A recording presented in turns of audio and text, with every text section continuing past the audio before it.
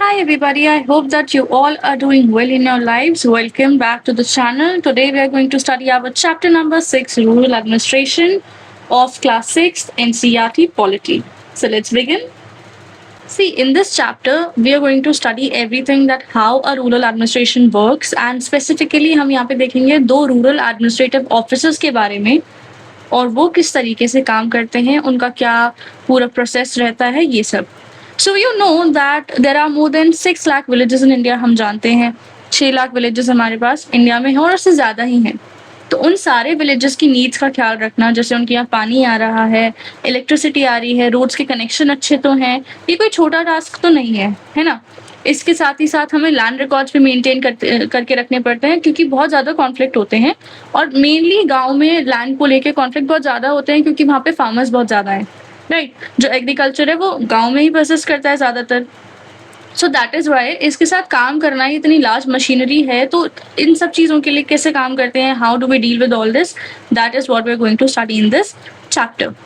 सो यहाँ पे there is this picture given of 2 people जो कि एक दूसरे के साथ लड़ाई कर रहे हैं. इनमें से एक का नाम है, both of them are farmer. ठीक है, so I will tell you the story in short. What happened is these 2 people are fighting. इनमें से एक का नाम है Raghu and I think one is named Mohan. So Mohan जो है वो एक स्मॉल एग्रीकल्चर फील्ड ओन करता है और जो रघु है उसके साइड में ही, उसी के जो लैंड है उसके साइड में रघु की भी लैंड है. ठीक है, और ये जो लैंड है ये सेपरेटेड है by a small boundary called bund. ठीक है, BUND. So the thing is this is their land. या ठीक है, ये पूरी लैंड है, ये इस तरीके से देयर इज अ बाउंड्री और ये दोनों लैंड्स डिवाइडेड हैं. यहाँ पे मोहन की लैंड है और यहाँ पे आई थिंक रघु. या ठीक है, Mohan is a small farmer and Raghu is having quite some enough sum of money. ठीक है. सो नाउ एक दिन मोहन उठता है और वो नोटिस करता है कि रघु ने शायद वो जो बंड है उसको थोड़ा सा खिसका दिया है एक कुछ फीट से, और इसको करने की वजह से उसके साथ क्या हुआ है कि उसने मोहन की थोड़ी सी लैंड अपने कब्जे में ले ली है और अपनी जो फील्ड है उसका जो साइज है वो बढ़ा लिया है. तो इस वजह से क्या है कि मोहन बहुत ज़्यादा एंग्री था और थोड़ा डरा हुआ भी था क्योंकि जो रघु की फैमिली है उनकी ऑलरेडी बहुत सारी फील्ड्स हैं और उसके अलावा जो उसके अंकल हैं वो सरपंच हैं विलेज के. ठीक है, तो इसके बाद भी रघु ने क्या किया, मतलब रघु के जो uncle hai, he is the serpent of the village and his family owns lots of fields, so he's a rich person. And then after knowing this Mohan was a little frightened also, but what he did was कि उसने थोड़ा सा courage अपने अंदर जताया और वो रघु के घर चला गया. ठीक है, like these are 2 farmers who are fighting. इसमें देखो नाम वगैरह का you don't have to pay much heed to it. You just have to know that इसका context क्या है, जो कि हम अभी नीचे देखेंगे. तो इट्स ओके, ठीक है, don't pay much heed to the story, just know what is happening. ऐसे देखते चलो कि हो क्या रहा है और कौन क्या कर रहा है इसमें. ठीक, तो ये लोग जो मोहन है वो रघु के घर चला जाता है, तो वहाँ पे लड़ाई हो जाती है, हीटेड आर्ग्यूमेंट हो जाता है दोनों के बीच में और रघु साफ मना कर देता है कि उसने कुछ नहीं किया है, उसने कोई बन मूव नहीं करी है. ठीक है, उसके बाद वो क्या करता है, अपने हेल्पर्स को बुला लेता है और वो सारे हेल्पर्स मिलके मोहन के ऊपर चिल्लाने लगते हैं and they are beating him up. वो उसको मार भी रहे हैं, पिटाई भी कर रहे हैं उसकी. तो जो नेबर्स हैं वो ये सारे सुन के आ जाते हैं, उस स्पॉट पे पहुंचते हैं और मोहन को बचा लेते हैं वहां से, क्योंकि उसकी जो मार बढ़ रही थी जब उसको, तो they just take him out of there. फिर क्या होता है कि मोहन वाज बैडली इंजर्ड, उसके हाथ पे, उसके सिर पे चोट आई है काफ़ी ज़्यादा. उसको फिर फर्स्ट एड तो दे देते हैं नेबर्स. फिर जो उसका फ्रेंड है जो कि विलेज का पोस्ट ऑफिस भी चलाता है, उसने सजेस्ट किया कि हम ऐसा करते हैं, लोकल पुलिस स्टेशन चलते हैं. ठीक है, और वहाँ जाके इस सब इंसिडेंट के खिलाफ हम रिपोर्ट फाइल करते हैं. तो मैंने आपको पहले बताया था कि हम यहाँ पे 2 इंस्टीट्यूट्स के बारे में पढ़ेंगे, बेसिकली 2 ऑफिसर्स के बारे में पढ़ेंगे. तो सबसे पहला उसमें यही है, we are going to study about police over here, वो कैसे काम करते हैं, and basically superintendent of police के बारे में हम अभी देखेंगे. ठीक है, सो इन लोगों ने क्या डिसाइड किया कि चलो चल के वहाँ पे लोकल पुलिस स्टेशन में हम रिपोर्ट फाइल कर देते हैं. दूसरे जो थे वो इस चीज़ को लेके डाउटफुल थे क्योंकि ये गुड आइडिया था, लेकिन उन्हें लगा कि इससे बहुत ज़्यादा पैसा वेस्ट हो जाएगा और कुछ आने तो वाला नहीं है उनके हाथ में. और कुछ लोगों ने कहा कि रघु की जो फैमिली है वो तो पहले से पुलिस स्टेशन कांटेक्ट कर चुकी होगी. अब काफ़ी ज़्यादा डिस्कशन हुआ और उसके बाद मोहन ने डिसाइड किया कि वो पुलिस स्टेशन चलेगा उन लोगों को लेके, उन नेबर्स को लेके जिन्होंने ये इंसिडेंट देखा है, जिन्होंने उसको बचाया है. अब they reach to the police station, you see over here. ठीक है, on the way to the police station, one of the neighbors asked, why don't we spend some more money and go to the main police station in the town? किसी ने पूछा कि हम ज़्यादा पैसे खर्च करके जो टाउन में है, जो बड़ा वाला पुलिस स्टेशन है, जो मेन है, उसमें क्यों नहीं चले जाते? तो वहाँ पे से कोई बोल रहा, मोहन एक्सप्लेन कर रहा है कि ये पैसों की बात नहीं है, it is not a question of money. हम यहाँ पे केस रजिस्टर करा सकते हैं क्योंकि हमारा जो विलेज है ये इसी पुलिस स्टेशन के अंडर आता है, इसी पुलिस स्टेशन के एरिया ऑफ वर्क के अंडर आता है, ठीक है, इसी के जुरिस्डिक्शन में उनका विलेज आता है, तो उन्हें वहीं पे जो है रिपोर्ट या FIR है जो वो वहीं पे लिखवानी पड़ेगी, वहीं पे उन्हें रिपोर्ट करनी पड़ेगी। हर पुलिस स्टेशन का एक एरिया होता है जो उसके कंट्रोल में आता है। जो भी पर्सन इस एरिया में रहते हैं वो अपने जो केसेस हैं या जो इन्फॉर्म करना है उन्हें पुलिस को, मान लो कोई थेफ्ट हुआ है, कोई इंजरी हुई है, कोई एक्सीडेंट हुआ है, कोई फाइट हुई है, वो वहीं पे ही उसको रिपोर्ट करवा सकते हैं। And it is the responsibility of the police of that station to inquire and investigate. उसी पुलिस स्टेशन की जो पुलिस है उसकी ये रिस्पॉन्सिबिलिटी बनती है कि वो इंक्वायर करेगी, यानी कि पूछेगी, पूछताछ करेगी और इन्वेस्टिगेट करेगी। मान लो उसको कोई एविडेंसेस मिल रहे हैं उनके बिहाफ पे, इन एवरीथिंग के बेसिस पे वो इन्वेस्टिगेशन शुरू करेगी और एक्शन लेगी उसी एरिया के केसेस में, ठीक है, and take actions on the cases within its area. But there is one thing which I want to tell you all. अभी यहाँ पे तो हम ये पढ़ रहे हैं कि ये लोगों को इसी पुलिस स्टेशन में जो है रिपोर्ट करवानी पड़ेगी, FIR इधर ही करवानी पड़ेगी क्योंकि इन्हीं के एरिया में ये वाला पुलिस स्टेशन ही लगता है। But people, there is a provision of 0 FIR now, ठीक है, विच यू शुड नो। इसमें NCERT में मेंशन नहीं है, मैं अलग से बता रही हूँ, but because you should know it. ऐसा अब नहीं होता है कि आपको उसी पुलिस स्टेशन में यही चीज़ें करानी पड़ेंगी, तो ये थोड़ा सा एक्स्ट्रा है which I am going to teach you over here, ठीक है। सी दिस 0 FIR का मतलब होता है कि आप इस FIR को किसी भी पुलिस स्टेशन में रजिस्टर करा सकते हो, भले ही वो क्राइम जो है उस एरिया के जुरिस्डिक्शन में, यानी कि उस पुलिस स्टेशन के एरिया में नहीं हुआ है तब भी। फॉर एग्जाम्पल, आप मान लीजिए आपका जो क्राइम हुआ था वो हुआ था दिल्ली में और आप आके ट्रैवल करके आ गए हो पुणे, मान लो, जस्ट फॉर एग्जाम्पल, ठीक है। अब आप दिल्ली तो नहीं जा सकते ना वापस, कोई भी XYZ रीजन हो जिसकी वजह से आप वापस आना पड़ा आपको, अब आप वापस नहीं जा सकते, तो आप क्या वहाँ पे जाके दिल्ली में जाके रिपोर्ट करवाने जाओगे? नहीं। तो इसी के लिए जो एक स्पेशल प्रोविजन है वो है 0 FIR। 0 FIR के नाम से आप किसी भी एरिया के पुलिस स्टेशन में, इट डज नॉट मैटर कि क्राइम कौन से एरिया के जुरिस्डिक्शन में हुआ है, किस में आता है पुलिस, कुछ फर्क नहीं पड़ता इससे, ठीक है। What matters is कि आप अपना जो FIR है वो कहीं पे भी रजिस्टर करवा सकते हो। बेसिकली आपका काम होना है यहाँ पे, ठीक है। 0 FIR इसलिए बोला जाता है क्योंकि इनिशियली हमें से कोई भी रेगुलर जुरिस्डिक्शन का FIR नंबर ना दे करके 0 नंबर देते हैं। रजिस्ट्रेशन के बाद इसको, जैसे आपने रजिस्टर करवा दिया, आपने अपनी जो है FIR लिखवा ली, ठीक है, सब कुछ हो गया। इसके बाद क्या होगा, मान लीजिए आपने अपनी FIR किसी भी पुलिस स्टेशन में लिखवा ली है, वहां से फिर वो FIR ट्रांसफर होके जिस एरिया का उस जगह ज्यूरिसडिक्शन लगता है, जिस एरिया का पुलिस स्टेशन है, वहां ट्रांसफर हो जाएगी। लेकिन आप कर क्या सकते हो, यहाँ पे आप FIR कहीं भी लिखवा सकते हो, उसके बाद वो ट्रांसफर कर देंगे उस थाने में जिस थाने में वो जगह लगती होगी, ठीक है, उस एरिया में वो ट्रांसफर हो जाएगी। But you can get your FIR registered at any police station wherever you want to, ठीक है। पर्पस क्या है इसका, ये इंश्योर करना कि कोई भी जो विक्टिम है वो टर्न अवे ना किया जाए जुरिस्डिक्शन की वजह से। पुलिस मना कर देती है ना कि नहीं यहाँ पे नहीं होगा, वहां पे होगा, फिर आप परेशान होते हो। तो ताकि आप परेशान ना हो इस वजह से क्या है, 0 FIR लाई गई है।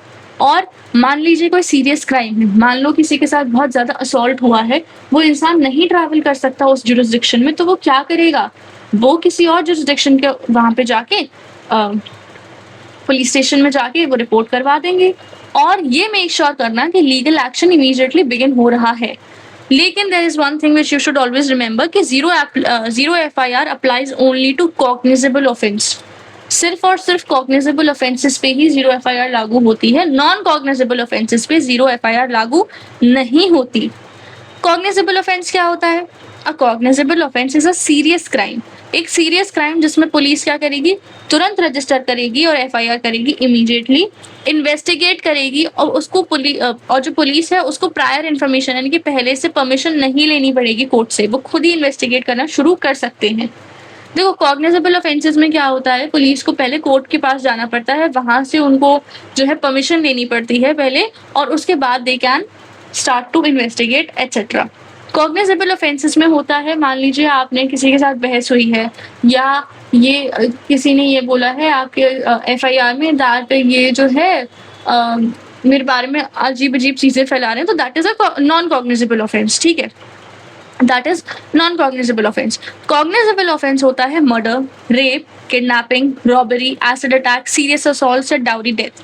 ये बहुत ज्यादा सीरियस ऑफेंसेस हैं, राइट? तो इनमें जो है पुलिस तुरंत की तुरंत एफआईआर रजिस्टर कर सकती है, इन्वेस्टिगेशन बिगिन कर सकती है, उसे कोर्ट की कोई जरूरत नहीं है, और अरेस्ट भी कर सकती है अक्यूज को बिना किसी वारंट के, जहां पे भी लीगली परमिट है तब। यूजुअली क्या होता है कि हमें अरेस्ट वारंट लाना पड़ता है पुलिस को जाकर के कोर्ट से, and that's when they can arrest somebody. लेकिन अगर बहुत ज्यादा सीरियस असॉल्ट हुआ है, बहुत ज्यादा लाइक ये चीज में से कुछ भी हुआ है, लाइक बेसिकली कॉग्निजेबल ऑफेंस, ठीक है? इसके लिए एक टर्म है कॉग्निजेबल ऑफेंस। अगर कॉग्निजेबल ऑफेंस कमिट हुआ है, so the police can also accuse the person without a the police can also arrest the accused person without a warrant. Non cognizable offence में क्या है?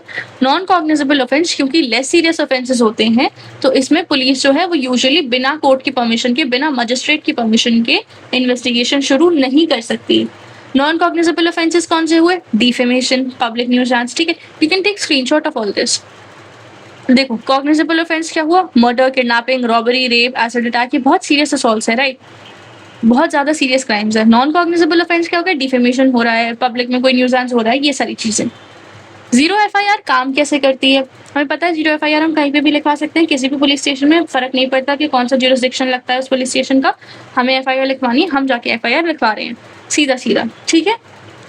अच्छा, how does a zero FIR work? ये काम कैसे करता है? अब तो एक विक्टिम जो है वो कॉग्निजेबल ऑफेंस जाके किसी भी पुलिस स्टेशन में रजिस्टर करवा देता है, ठीक है? उसके बाद वो जो पुलिस स्टेशन है वो रजिस्टर कर लेती है एक जीरो एफआईआर। तो अब क्या हो गया? जो कंप्लेन है वो ऑफिशियली रिकॉर्ड हो चुकी है। ये एक ऑफिशियल रिकॉर्ड बन चुका है कि जो विक्टिम थे वो आए थे और इन्होंने रिपोर्ट दर्ज करवाई थी, इन्होंने लिखवाया था ये सब, ठीक है? ये रिकॉर्ड करवाया था, ऑफिशियल रिकॉर्ड में ये आ गया। अब जो जीरो एफआईआर है वो ट्रांसफर हो जाएगी। एक चीज फोकस करो, आप जा सकते हो किसी भी पुलिस स्टेशन में, आप वहां पे एफआईआर करवा तो सकते हो, लेकिन उस एरिया की पुलिस आपका जो है इन्वेस्टिगेशन नहीं करेगी। इन्वेस्टिगेशन कहाँ की पुलिस करती है? उसी एरिया की पुलिस करेगी जहाँ पे उनका टेरिटोरियल ज्यूरिसडिक्शन लगता होगा, जहाँ पे क्राइम कमिट हुआ होगा, उसी ज्यूरिसडिक्शन की पुलिस जो है इन्वेस्टिगेशन आगे बढ़ाती है। ये वाली पुलिस सिर्फ और सिर्फ आपका जो रिपोर्ट है वो लिख लेगी और उसके बाद उसको ट्रांसफर कर देगी।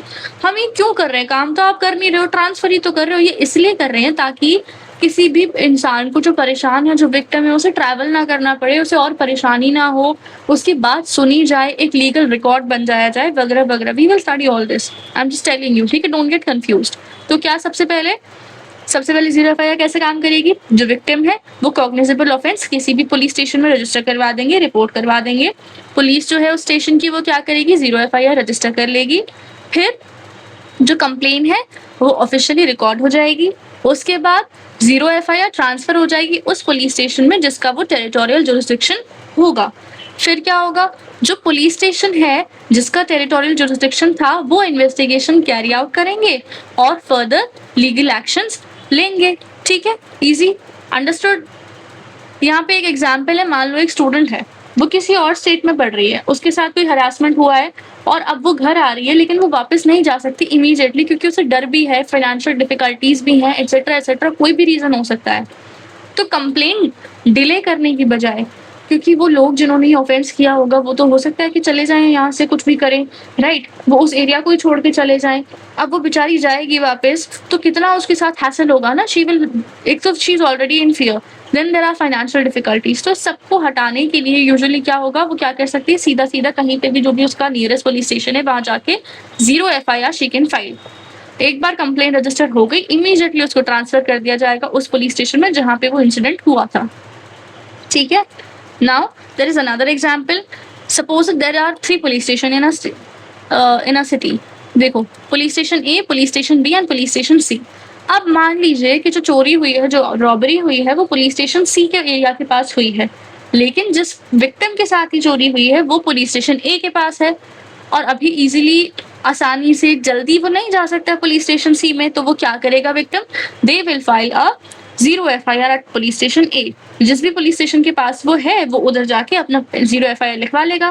फिर पुलिस स्टेशन ए में उसने एफआईआर लिखवा ली, पुलिस स्टेशन ए क्या करेगी? रिकॉर्ड कर लेगी कंप्लेन को और ट्रांसफर कर देगी पुलिस स्टेशन सी के पास। समझ गए? इस तरीके से आप कहीं पे भी अपना जो है रिपोर्ट करवा सकते हो, कहीं पे भी आप पुलिस को अप्रोच कर सकते हो, किसी भी पुलिस स्टेशन की पुलिस को for your FIR। Next is the example of wrongful refusal by the local police। अच्छा, कई बार होता है कि कोई पावरफुल पर्सन होता है, अगर वो सीरियस क्राइम कमिट कर लेता है और जो विक्टिम है वो लोकल पुलिस स्टेशन जाता है, तो पुलिस क्या कह देती है, जाओ जाओ यहाँ से, तुम्हारा कुछ नहीं होगा, यहाँ पे तो हम नहीं कुछ फाइल कर रहे। That's what they do usually, है ना। तब उस समय पे क्या कर सकता है जो विक्टिम है, वो किसी और पुलिस स्टेशन भी जा सकता है और वहां जाके अपनी FIR रजिस्टर करवा सकता है। ठीक है, कई बार क्या होता है जो पुलिस है लोकल वाली, क्योंकि अगर वहाँ का लोकल एरिया का कोई गुंडा है, मान लो लोकल एरिया का कोई पॉलिटिशियन है, तो वो FIR दर्ज करने से मना कर देते हैं। ठीक है, वो मना कर देते हैं, हम आपकी रिपोर्ट नहीं लेंगे। तो जो विक्टिम है वो किसी और पुलिस स्टेशन जा सकता है और वहां जाके अपनी जो FIR है वो लिखवा सकता है। लेकिन अगेन फोकस करो कि वो वाले पुलिस स्टेशन वाले भी क्या करेंगे, जो ओरिजिनल पुलिस स्टेशन है उसको ही ट्रांसफर कर देंगे। तो इससे हो क्या रहा है, इससे हो ये रहा है कि एक ऑफिशियल लीगल रिकॉर्ड बन जाएगा, जो विक्टिम दिखा सकता है कि उसने जो है ऑफेंस को रिपोर्ट किया था, जिससे कि ये हार्ड हो जाएगा कि वो कंप्लेन को इग्नोर या डिले करें। ये वो नहीं कर सकते, फिर इग्नोर नहीं कर सकते, फिर उन्हें एक्शन लेना पड़ेगा। ठीक है, नहीं तो जो विक्टिम है वो अप्रोच कर सकता है हायर अथॉरिटीज को भी। समझ गए। लेकिन एक इम्पॉर्टेंट क्लैरिफिकेशन क्या है, अगर कोई पुलिस स्टेशन रॉन्गफुली रिफ्यूज करता है एक FIR को रजिस्टर करने के लिए जो कि कॉग्निजेबल ऑफेंस की है, तो विक्टिम जो है वो किसी और पुलिस स्टेशन पे जा तो सकता है, ठीक है, 0 FIR रिक्वेस्ट तो कर सकता है, लेकिन इसकी कुछ लिमिटेशन होती है which we will study further. एक बार एक 0 FIR रजिस्टर हो गई तो इससे होगा क्या, पहले तो ये समझो क्या होगा। एक ऑफिशियल लीगल रिकॉर्ड बन जाएगा कंप्लेन का कि हाँ इस बंदे ने, इस पर्टिकुलर इंसान ने कंप्लेन रजिस्टर करी थी। दूसरा, it shows that when the first complain was made, जो कंप्लेन थी वो पहली बार कब करी गई थी, जिससे क्या होगा कि हार्ड हो जाएगा, यानी कि मुश्किल हो जाएगा किसी के लिए भी ये क्लेम करना कि अरे विक्टिम ने तो कभी रिपोर्ट किया ही नहीं, वो तो कभी आए ही नहीं, ये आप क्लेम नहीं कर सकते। दूसरा क्या होगा कि डिले नहीं होगा, जो लीगल प्रोसेस की स्टार्टिंग होगी उसमें अब डिले नहीं होगा। लिमिटेशन क्या है, 0 FIR ये गारंटी करती है कि आपकी रिपोर्ट हो जाएगी, ठीक है, you can report your cognizable offence whichever has happened with you. लेकिन वो ये गारंटी नहीं करती है कि जो लोकल बायस है, लोकल बायस का मतलब है जो भेदभाव चल रहा है, एक तो वो पहले से ही आपकी FIR को रजिस्टर नहीं कर रहे थे, राइट, तो इसमें ये वो गारंटी नहीं कर रहा है कि वो कर ही लेंगे। अब कर ही लिया है, मतलब हो तो गई है रिपोर्ट, पर अब उसमें ये गारंटी नहीं दे रहा है कि वो आपकी बात सुनेंगे ही, ठीक है, वो इन्फ्लुएंस पूरी तरीके से हट जाएगा उस पावरफुल पर्सन का, या करप्शन नहीं होगा, क्योंकि केस जो है वो यूजुअली उसी पुलिस स्टेशन में आ गया है जिस पुलिस स्टेशन में वो हुआ था, है ना, और वही पुलिस स्टेशन रिस्पॉन्सिबल है इन्वेस्टिगेशन कंडक्ट करने के लिए। तो अगर विक्टिम को फिर भी लगता है कि उसे जस्टिस नहीं मिल रहा और उसे लगता है कि पुलिस जो है वो अनफेयर है या रिफ्यूज कर रही है उसके केस पे काम करने से, या उसका केस प्रॉपरली इन्वेस्टिगेट नहीं हो रहा है, ये अच्छा पीछे NCERT में भी यही दिया हुआ है, ठीक है, अगर मान लो विक्टिम को ये लग रहा है कि उसके साथ गलत हो रहा है, प्रॉपर्ली इन्वेस्टिगेट नहीं हो रहा है उसका केस, तो विक्टिम जो है वो जाके सीनियर पुलिस ऑफिसर से कंप्लेन कर सकता है, जैसे कि सुपरिटेंडेंट ऑफ पुलिस, SP, या फिर वो किसी मजिस्ट्रेट को भी अप्रोच कर सकता है, जिनके पास ये पावर होती है लॉ के अंडर डायरेक्टली कि वो पुलिस को डायरेक्ट कर सकते हैं केस रजिस्टर करने के लिए और केस पे इन्वेस्टिगेशन करने के लिए। सो कंक्लूजन में ये है कि 0 FIR ये इंश्योर करती है कि जो विक्टिम है उसकी कंप्लेन ऑफिशियली रिकॉर्ड हो चुकी है without being turned away because of the jurisdiction.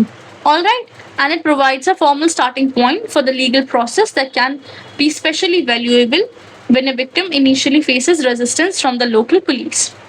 पर आपको ये याद रखना पड़ेगा that 0 FIR is a safeguard for victims. ठीक है, 0 FIR एक safeguard है victims के लिए, उनको प्रोटेक्ट करता है क्योंकि ये डिले नहीं करवाता रजिस्टर करने में कंप्लेन को। पर इसका मतलब ये नहीं है कि ये ऑटोमेटिकली गारंटी कर रहा है that there will be a fair investigation. अगर प्रॉब्लम कंटिन्यू होती है तो लॉ हमें फर्दर रेमेडीज प्रोवाइड करता है सीनियर पुलिस ऑफिसर्स और कोर्ट्स के through. So what are the key points to remember again, a 0 FIR can be registered at any police station. आप किसी भी पुलिस स्टेशन को अप्रोच करके FIR कंडक्ट करवा सकते हो, रिपोर्ट करवा सकते हो। दूसरा, it is meant for only cognizable offences. 0 FIR सिर्फ और सिर्फ कॉग्निजेबल ऑफेंसेस के लिए ही होती है। नॉन कॉग्निजेबल ऑफेंस अगर है तो आपको अपने ही एरिया वाले पुलिस स्टेशन में जाना पड़ेगा, वहां पे ही आपको FIR रजिस्टर करवा सकते हो। तीसरा, it helps avoid delays and protect victims. Delay नहीं होता है, इससे डिले अवॉइड होता है और विक्टिम की प्रोटेक्शन भी हो जाती है। चौथा, the police station registering the zero FIR usually does not conducts the full investigation. जो पुलिस स्टेशन में जीरो FIR हुई है वो पूरी इन्वेस्टिगेशन नहीं कंडक्ट करते हैं, हो सकता है इनिशियल प्रोसेस कर दे, लेकिन बाकी जो है वो वही पुलिस स्टेशन करता है जिसका वो जुरिसडिक्शन वाला एरिया है। और जो केस है वो पुलिस स्टेशन जिसका एरिया था अगेन उसी को ट्रांसफर हो जाता है। A zero FIR can be used between different states as well as different police jurisdiction within the same city. Zero FIR को आप अलग अलग स्टेट्स में भी करवा सकते हो और अलग अलग सिटीज में भी करवा सकते हो, सेम जो भी पुलिस के जुरिसडिक्शन वाला एरिया अलग अलग है उसमें, ठीक है। कहीं पे भी इन स्टेट्स और इन cities you can use this zero FIR is applicable. Again क्या प्रोसेस रहता है, पहला आप किसी भी पुलिस स्टेशन को अप्रोच करोगे, वो वहां पे जीरो FIR लिख लेंगे, फिर वो उस करेक्ट पुलिस स्टेशन को ट्रांसफर कर देंगे, इन्वेस्टिगेशन बिगिन हो जाएगी और लीगल एक्शन ले लिए जाएंगे। That's it about it. समझ गए? यहाँ पे क्या है, the work at the police station. देखो जब वो पुलिस स्टेशन पहुंचे तो मोहन गया उस इंसान के पास जो इंचार्ज था, पर्सन इंचार्ज कौन था, स्टेशन हाउस ऑफिसर SHO वहां बैठे थे।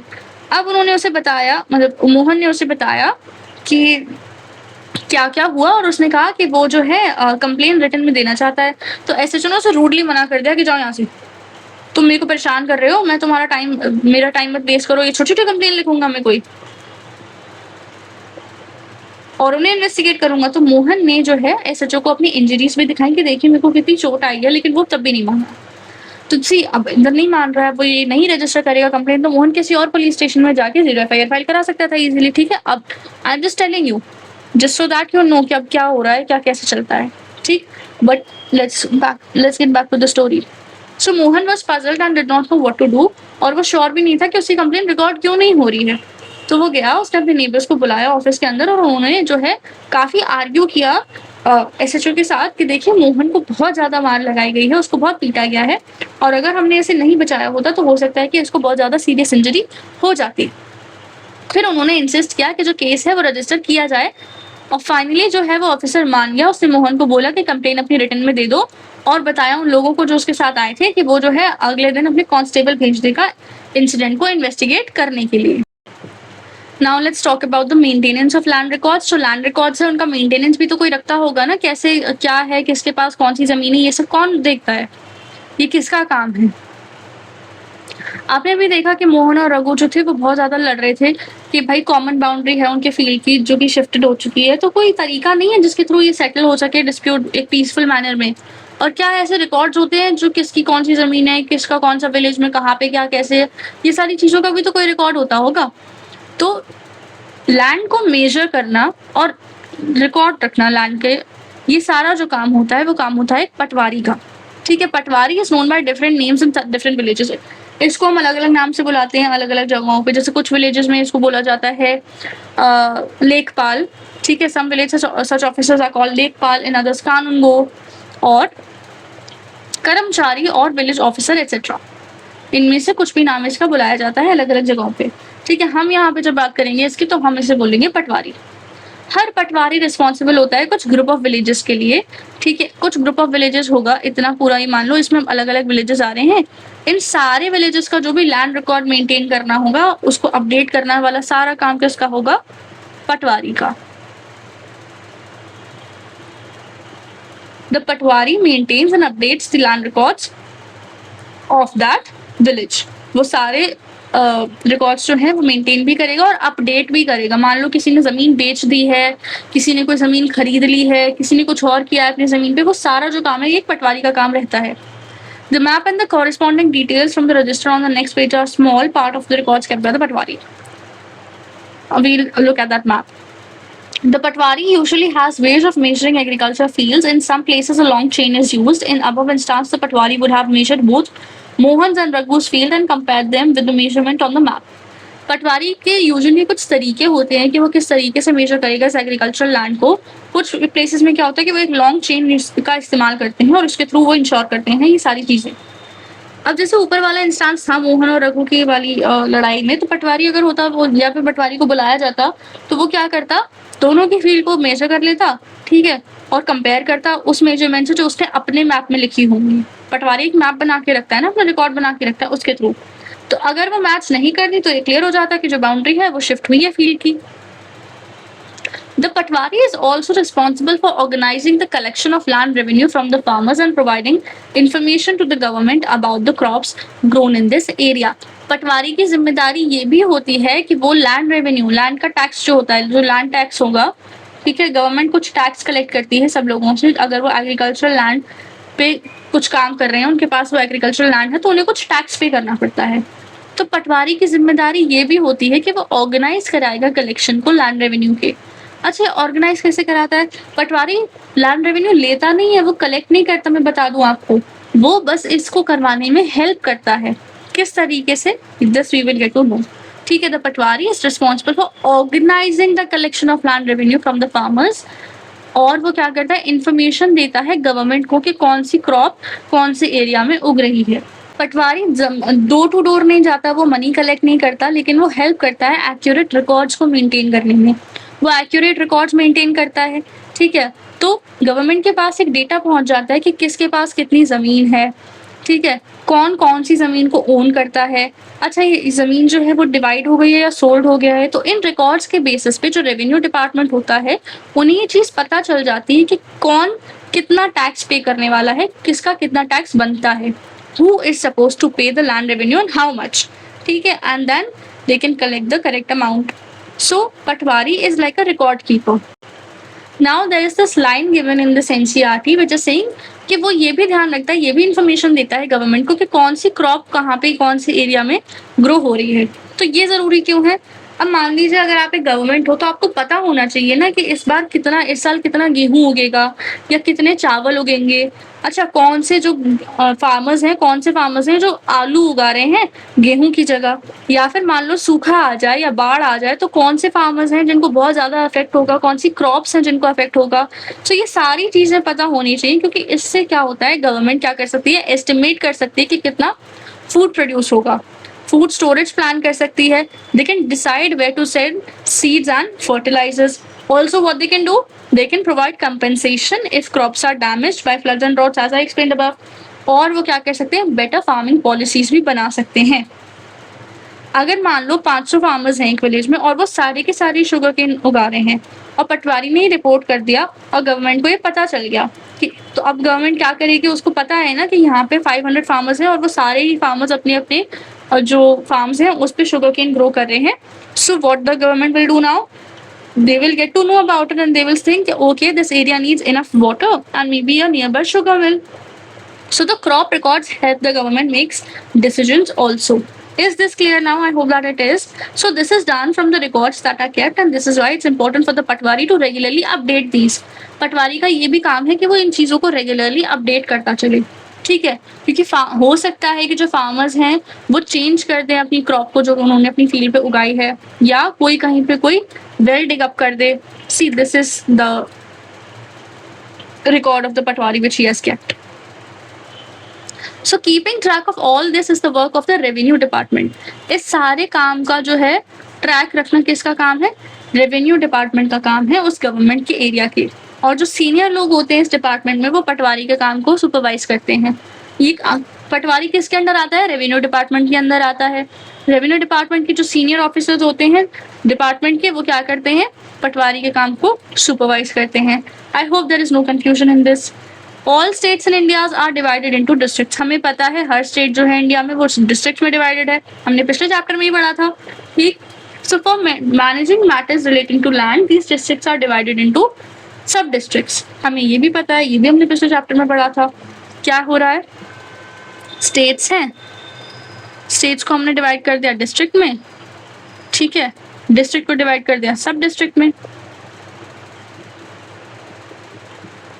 क्योंकि एक स्टेट को मैनेज करना तो डिफिकल्ट हो जाएगा ना, तो उसका छोटा हिस्सा करके सबका डिस्ट्रिक्ट बना दिया, मल्टीपल डिस्ट्रिक्ट निकल गए एक स्टेट में से। अब डिस्ट्रिक्ट भी बहुत बड़ा है तो उसको भी हमें डिवाइड करना पड़ेगा, तो उसको भी डिवाइड कर दिया हमने सब डिस्ट्रिक्ट में, तो एक डिस्ट्रिक्ट में से मल्टीपल सब डिस्ट्रिक्ट्स निकल आए, ठीक है। उन सब डिस्ट्रिक्ट्स को हम क्या कहते हैं, उन सब डिस्ट्रिक्ट्स को हम अलग अलग नामों से बुलाते हैं, तहसील या तालुका एक्सेट्रा। समझ गए, क्या समझे? सबसे पहले होती है स्टेट, स्टेट को डिवाइड कर दिया गया है डिस्ट्रिक्ट्स में और डिस्ट्रिक्ट्स को फर्दर सब डिवाइड कर दिया गया है सब डिस्ट्रिक्ट्स में, ऑलराइट। और इन सब डिस्ट्रिक्ट्स को हम क्या कहते हैं, तहसील और तालुका, इन नामों से हम इन्हें जानते हैं।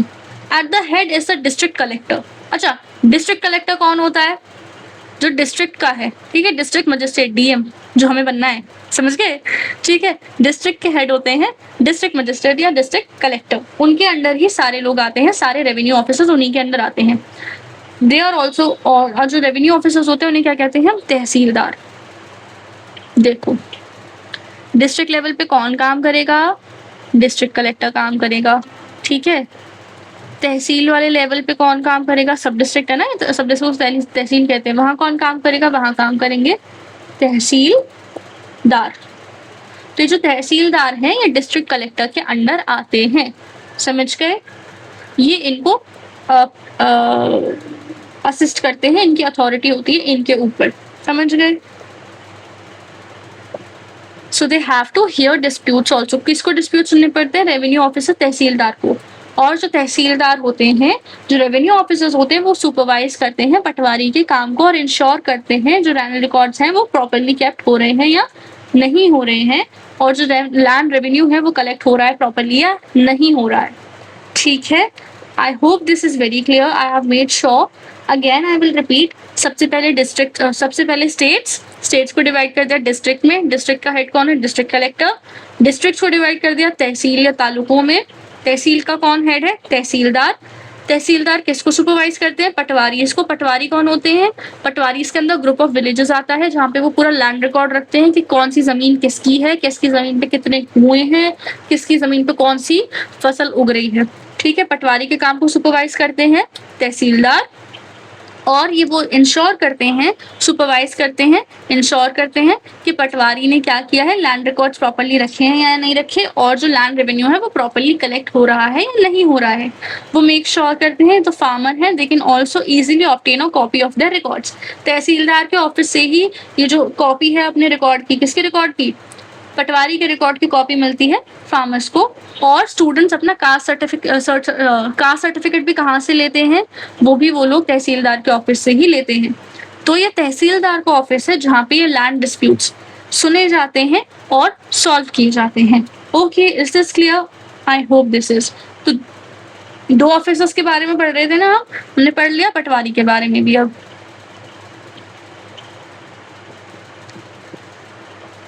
फार्मर्स को अपने जो लैंड है उसकी कॉपी चाहिए होती है मैप के साथ, as shown in the previous illustration. So they have a right to this information. Farmers को ये राइट है कि उन्हें ये इन्फॉर्मेशन मिले, और उनको शायद हो सकता है कि इसके लिए एक स्मॉल फी पे करनी पड़े, but they have the right to this information, alright. However this information is not easily made available and farmers sometimes have to face many problems to get it. Again, this information can't be easily accessed by the farmers, and उनको problems हो सकती हैं। कुछ states में जो records हैं वो computerise तरीके से लिखे जाते हैं and they are also kept at the panchayat office.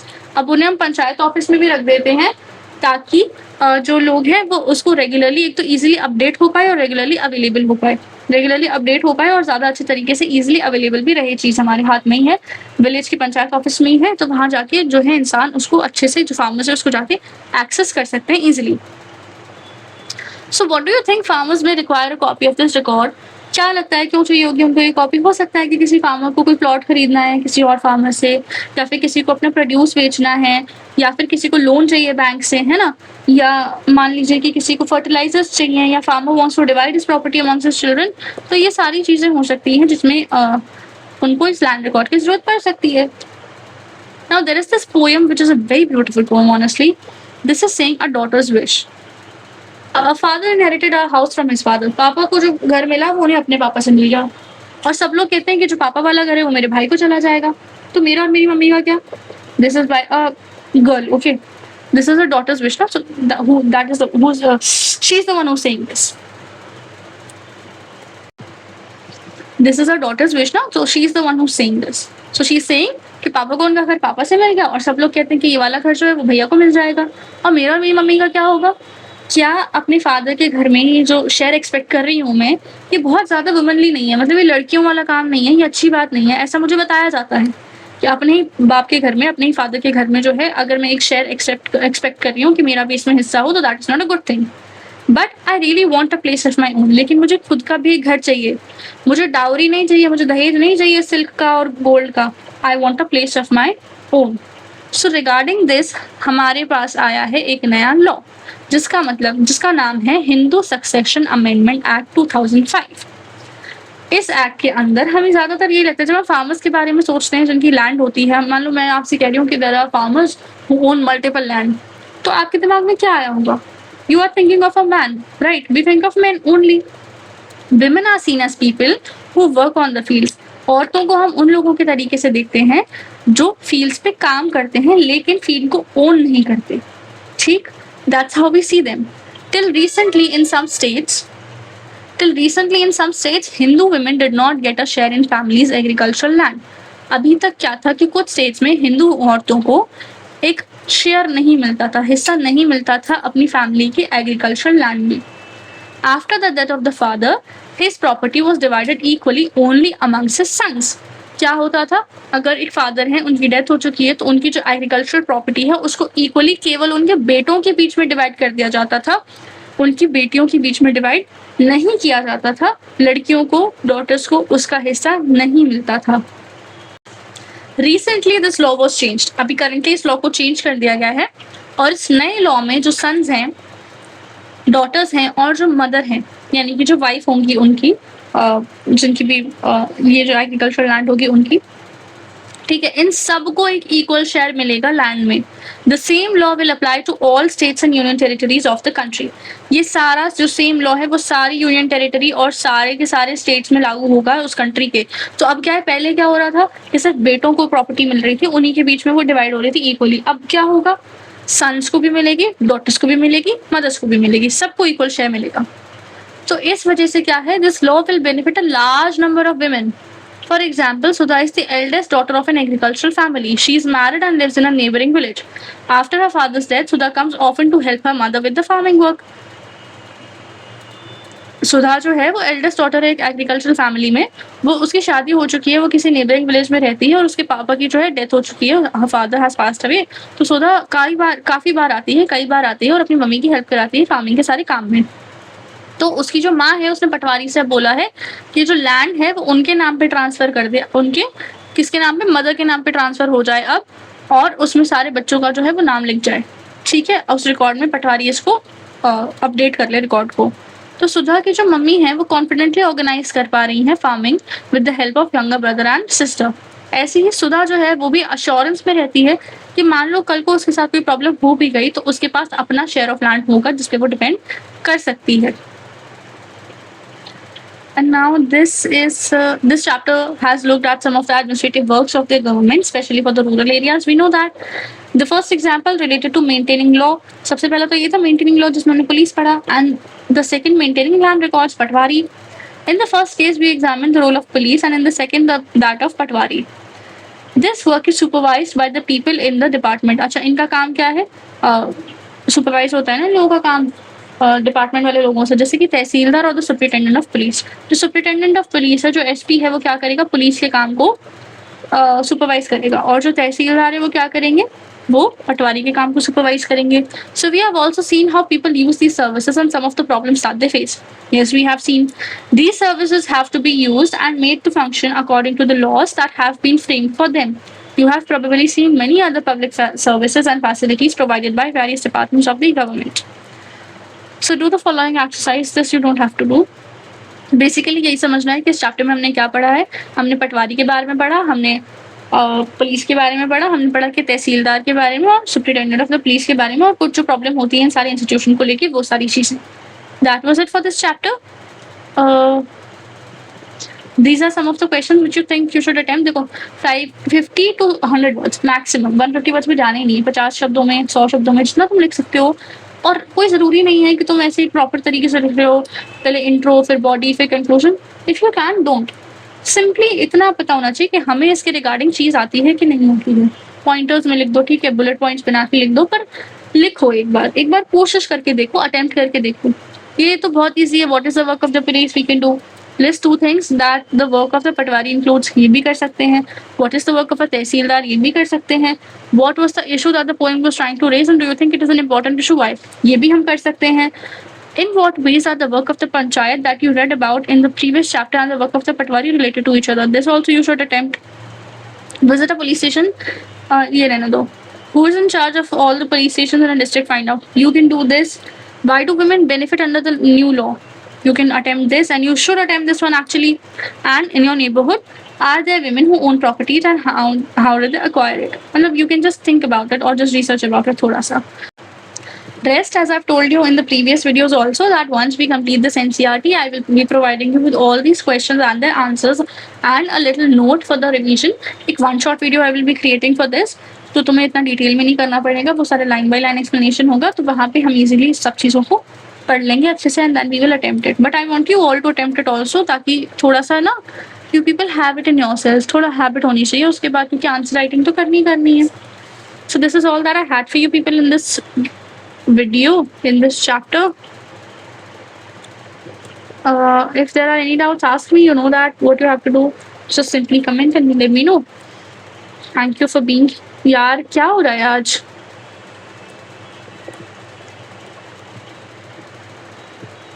Thank you for being here. Just take care of yourselves. Bye bye.